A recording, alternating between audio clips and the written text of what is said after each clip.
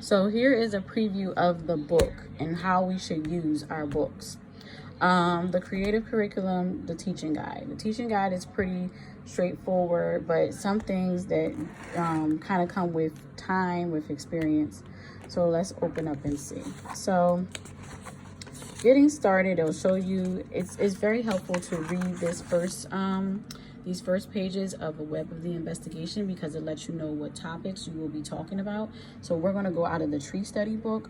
There is, it says the questions and different things that you might want to bring up in with the questions for the children.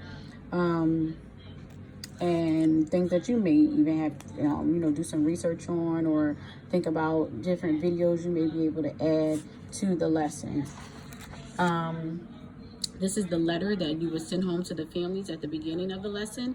It actually tells the parents what we will be learning and how we will be using it, things that they can do at home, as well as materials, if they can bring in different materials that you might need that will add to your study. Okay. So at the beginning of each study, there's always an exploring the topic. So that's where we kind of get into where we, basically introducing the topic, what we want to know, what we already know about it, what things we may highlight in it, and things of that sort. This is a time for children, especially during your large group, which right here, like your discussion and shared writing. This is a time for children to be able to ask questions and investigate basically what they are going to be learning about with your help. So discussions and shared writings are important at large group time, because it will be something that you can really investigate what you're about to talk about and get those good answers and their brains moving in the right direction. There always is going to be a question of the day. The question here is, what does your tree look like and how big is your tree? So if they looked at trees earlier that day, you can be able to have them, draw a tree or something like that during large group time. I like to do that with dry erase boards or in their journals, giving them time for that, and then asking the question. And the question should be recorded, which means it should be up on a whiteboard. That's for your question of the day. And then write their responses. Their response might be, my tree, it don't even have to be a sentence. They could just say big, or say it's brown, or say it's purple. Write that down. And also what that does is have print in the classroom that they can start to recognize letters, and also know what some words kind of look like from constantly seeing. If they're constantly seeing tree, tree, tree, tree all over the place with everything that they have done, they get started in learning the letters for tree, or learning that, well, I know tree starts with a T, or it just having the visualization of it. So if we'll go in depth into your day one. So day one, you do, we have our mighty minutes that you can do. So those are things to get them kind of started and ready into getting into the lesson. They won't always match whatever the learning is for that day. It won't be like, all of them won't be a tree my size. It may be like shake your maracas. It won't always match, but it'll just be a introduction opportunity for them. The discussions and shared writing, this is where you would ask the question of the day, and then you would record their responses and the time where you would have a discussion about what you were talking about for that day. After that, you will be transitioning into choice time. So choice time is right here. They give you some things that you can do to interact with the children. It really is a time to observe the children. So it's just observing them in their natural way of play. Here's some ideas of things that you can put out in those centers, or things that, hey, I'm going to sit in the reading center today and observe the children reading books or about trees and the different things that they say. And this is a time where you can do observations and record some of the things that they're saying or doing or pointing at, or things like that. Next, This is something I usually do after my large group time to kind of go into choice time, is the read aloud. The read aloud is, so this read aloud today is Our Tree Named Steve.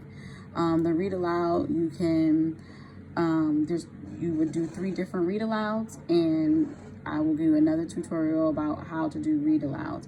But basically, this is something that's to be done every day. Most of the books are related to the topic, but you will be reading them more than once. So you'll have to read them in 3 different ways. Next after that is small group. Small group, you would pick one of these. So you would pick one of these. There are intentional teaching cards that go with them, which are cards that can guide you through through how to do the small group, but you must read them beforehand. You cannot be reading them while you're doing doing the small group, because then the children won't, they won't know. You'll be more concerned with reading the card than actually getting the observation that you need in order to know if this child is getting the concept or if they are kind of needing more practice in it. So there's 2 options here: Which Has More and Tall Towers on the cards. They'll explain to you what to do and what kind of skills are being practiced here, so then you'll know where to place them in your observation notes or in your assessment. Mighty minutes, this is just another mighty minute that you can do, maybe transitioning to outside time or something like that. And then at the end of the day, you kind of talk about what you talked about for the day. That's the large group roundup at the end of the day. So that's kind of a tour of how you would go into exploring the topic. And then from there, it'll go into each investigation. So each investigation has a different question that will be answered within that week. Like, what are the characteristics of the trees in our community? And so you'll go into all the different topics in your discussions and shared writing about that question. On the side here, they always have outdoor experiences. You should be putting these in your lesson plan. They have some that are intentional teaching cards and some that are just some things that you can try out, so you can choose what you would like to do. These things can be done during your outside playground time. Family partnerships, these are ways that you can have families get involved. These also need to be put on the lesson plan. With our current situation, some things parents can be involved by bringing in pictures or sending videos or things like that. But one thing is, with the family partnership, is you have to have the parents be super excited about what you're doing and keeping them informed and having communication with them. And that's where you will be able to see them really be partners with you and participate in the things that you want them to participate in. Wild experience. So they give you examples here. An example of a site visit to see trees, that can be a wild experience, or you can choose to do a big wild experience at the end of your the study. So usually at the end of the study, closing the study, they have celebrate learning. So this is 2 days where you might review on day 1 everything that we did for our tree study and all the things that we learned, and then day 2 you would have some type of celebration or some type of you would have your wild experience. Parents do need to know about the wild experience because they can be able to contribute to it, or just be aware that it's the end of the study and something fun is going to happen that day. Usually at the end of the study, we'll plan something that is related to the study, and it'll be something out of the ordinary of what we regularly would do.